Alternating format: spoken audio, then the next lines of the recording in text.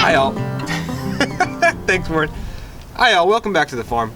Today we're going to address an issue we've been having for a while.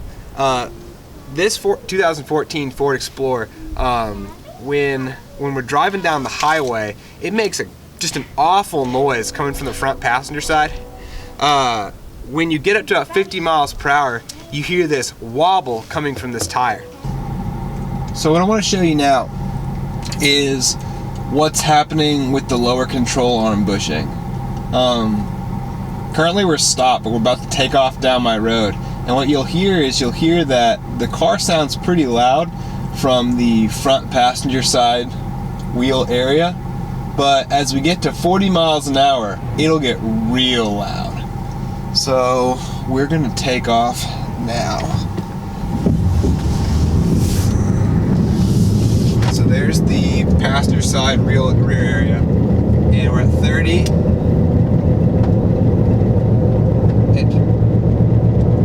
There it is. I don't know if you can hear that, but there you go.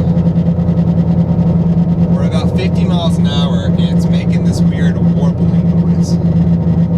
So what I think that is, I think that's the lower control arm bushing, and the lower control arm is rattling around in that housing, causing that warble. So when we fix the lower control arm bushing, hopefully that sound will go away. When we went down and took a look at what could be possibly causing this, we noticed that the lower control arm bushing was completely eaten away on the passenger side. So what we're going to do today is we're going to swap out the lower control arm bushing on both the passenger and the driver's side, and hopefully get rid of that horrible noise. Alright, let's go see what we need to get this done. To take care of that wobble that we heard from the front passenger side tire, what we're going to be doing is we're going to be switching out the lower control arm bushings. Now these bushings come as a bushing in a housing, and the whole thing bolts in to the right and left side of the vehicle. So we've got two of them here, the right and left side. Once again, because these are suspension components, I'm going to be doing them in pairs. I've also got my half-inch ratchet set here. There's just two bolts in each of these, so it's going to be really easy to take off. I've got my cheater bar just in case the bolts are stubborn. Because these are under the vehicle, they're exposed to the elements like water and dirt, and there's a chance that they're stuck on. I've also got some liquid wrench here. I'm going to spray those on the bolts to loosen them up so that it's a little bit easier to take them off. Alright, that's what we need to get started, so let's get into it. Now to get at what we're working at today, we're going to have to take these tires off. So before we jack up the car, what we want to do is loosen these lug bolts. So before we get this jacked up, we're going to loosen all these lug nuts just a little bit. We'll do the same thing on the other side, then we'll jack it up and take the tire the rest of the way off. Alright, now that we've got the lug nuts loosened on each of the tires, we're going to start by jack up the car.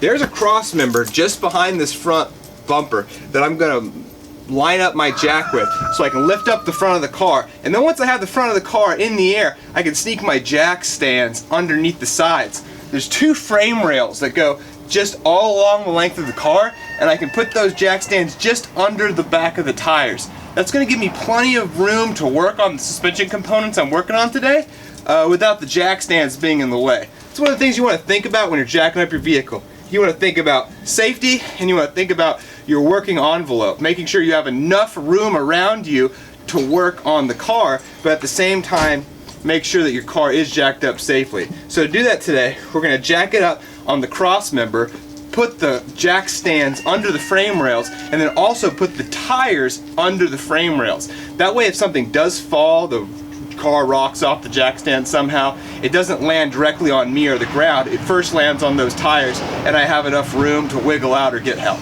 Alright, let's get this thing jacked up.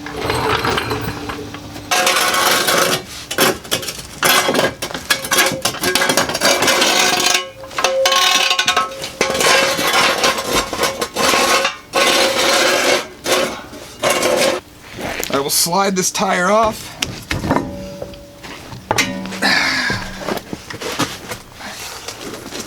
And put it under the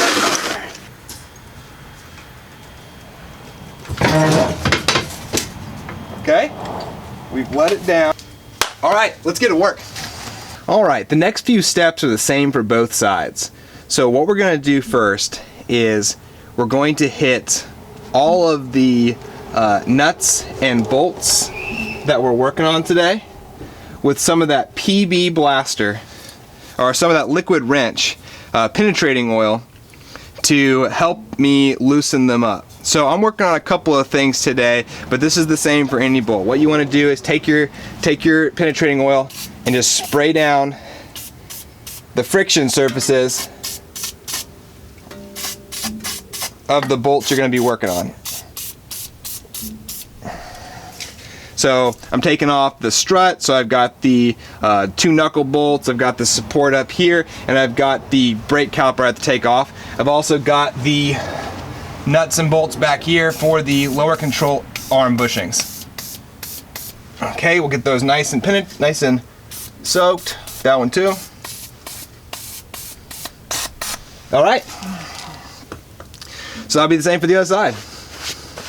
Alright, it's pretty cramped quarters in here, so I'm going to try to show you as much of the process as possible. But to give you a heads up what we're going to do next, this is the bushing we're going to be removing.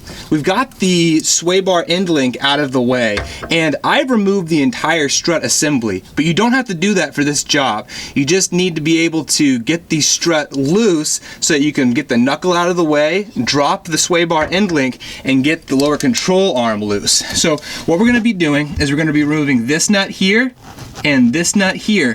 These bolts go all the way through and the entire bushing assembly will come loose. We'll take it out, we'll wiggle it off the end of the lower control arm and put the new piece back in. Of course, we'll do this for both sides. I'll just show you on one and then the same applies to the other side. All right, let's do this. We'll get this thing started. We're going to start by putting a wrench over the top of the nut on the top side. That's going to keep the top nut from spinning while we loosen the bottom. Alright, that's on there really tight. And then we'll take our 1/2-inch drive socket. Alright, here we go. We got our 15 down here. We got our cheater bar. Let's see if we can't get this thing off. Oop, wrong one. Alright.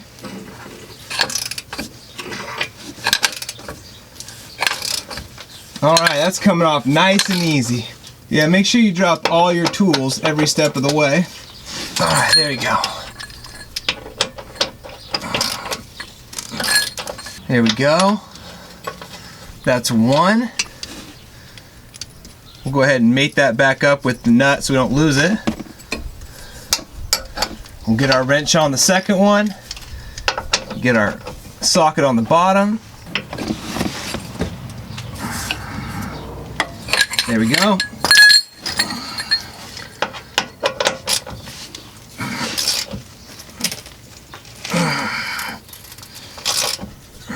The good news is, once I got this loosened up, once I got it loose, it's coming loose real easy. There's not a lot holding it in except for just some low strength Loctite at the very end on the nut.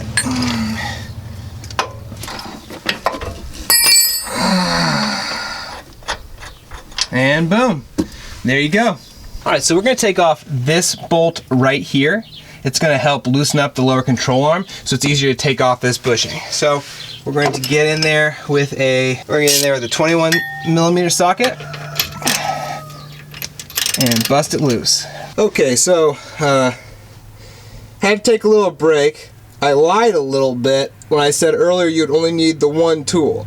To get that bushing off right there, I had to go and rent a bearing puller, and I've got that bearing puller pushing on the end of the lower control arm to get that bushing off.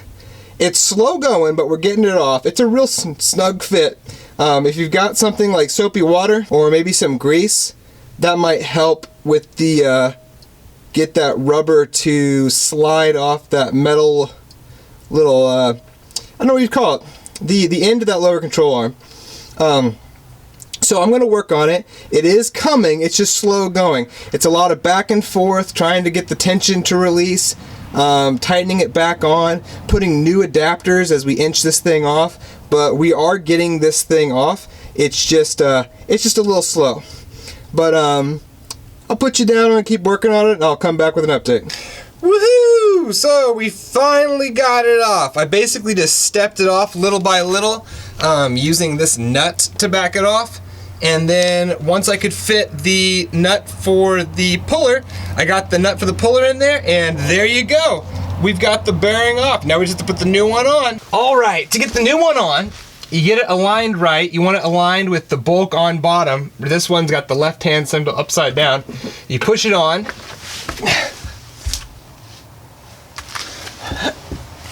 And then you just hit it with a hammer.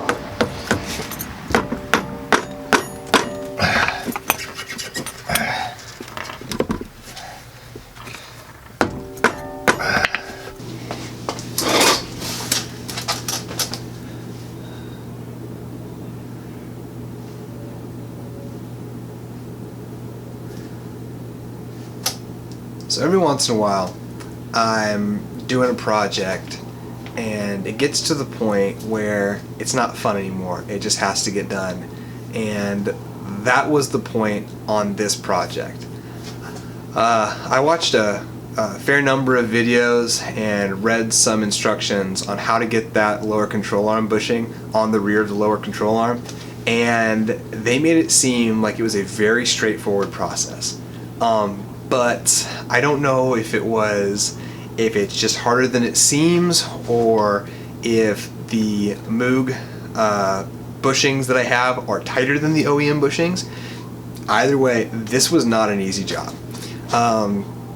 I'll link a couple of videos. I'll link a video here. This is a video someone takes the whole lower control arm bushing off and then puts it on a vise and then is able to hammer it on with just a dead blow hammer. I tried that. That didn't work out. There's another video I'll link here that I found where someone had to take the whole lower control arm bushing off and use a hydraulic press, a mechanical press, to press the bushing on after they tried to hammer on the bushing on lower control arm while it's still attached to the vehicle. I don't have a mechanical press, I don't have a hydraulic press, so I wasn't able to do that. What I had to do was put this tool together. This is just a couple of pieces of flat bar between a couple pieces of all thread, and then 5/8 nuts on the end. And then I'll put a picture on here. I'll put a picture up here. But I was able to put this on both ends of the lower control arm, this end on the front of the lower control arm, and this end on the back of the bushing, and then slowly tighten these nuts to press that bushing on. I really wish I'd thought of that earlier, because I spent a lot of time trying a lot of different methods, and this method worked the best for me. This is 36 inches of 5/8 all thread, and on each of these two all thread bars I've got a nut and a washer on one end, and then a nut and a washer on the other end, and then this is 1/4 inch flat bar that I drilled a 1-inch hole through so that I had plenty of wiggle room on that. And I just, like I said, I put that on the lower control arm and was able to press that bushing on.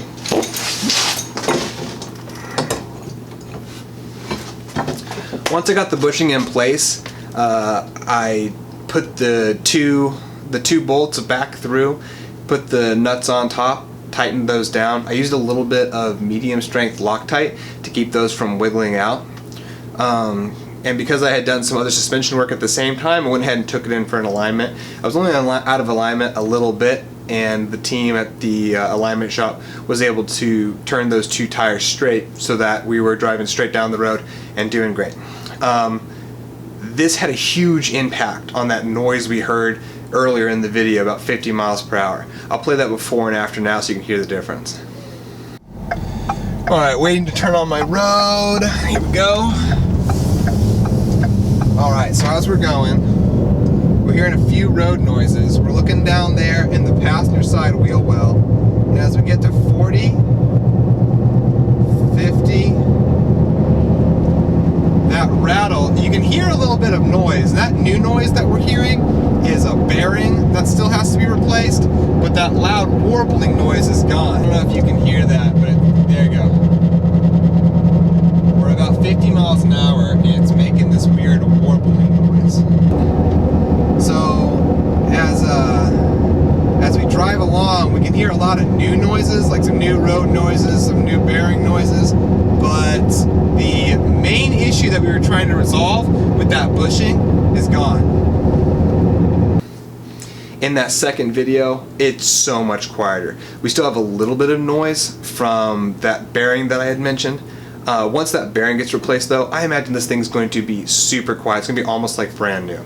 So I mean, if you take anything from this video, I hope you take a couple of things. One, this was not as easy of a job as I had seen online. So I don't think it's not that you can't do it, I think you just need to make sure you have the right tool. Because I spent about 2 days trying to use other types of presses to press on the bearing, and this tool, the all thread, the flat bar, and the nuts, that really worked the best without having to take the whole lower control arm off. So it's still doable, you just need to have realistic expectations about what you can do and make sure you have the right tool for the job. The second thing I hope you take away is that sometimes you just have to look at a job differently to get it done. I was trying to use the toolkits, presses from O'Reilly's. Went to O'Reilly's several times. They were really trying to help me out. Brought in pictures, brought in the parts. They were trying to help me figure out what type of press they had would be helpful and would get it on. But we couldn't figure anything out. So I think that I let the idea that I needed a tool that somebody else had stop me from just making this tool and getting it done a couple of days earlier.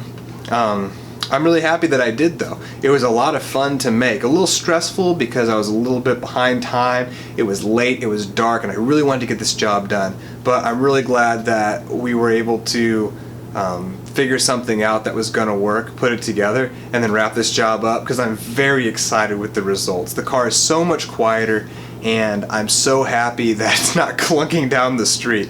And my wife's very happy too because she was a little worried her car was gonna fall apart. So anyway, I hope you really enjoyed this video. Like I said, we ran out of time, couldn't show you the whole process in the driveway, but it was a lot of fun to do all the same. I always tell people, my motto is all's well that ends well, and honestly this is one of those projects. I was so angry and so frustrated out in the driveway, but as soon as it was done, I was like, man, I'm so glad we did this. So if you did like this video, please give me a thumbs up. I really appreciate that. Subscribe to the channel, that really helps me out. And leave comments down below if you have any other kinds of ideas about how you might do this. Because honestly, with the other videos I've linked previously, I think there's a lot of information out there about different ways to do this. And if you've got other ideas on how to get these bushings on or how to get other bushings like this in place, I think a lot of people would really appreciate that. So leave those comments below, and until next time, see ya. Bye now.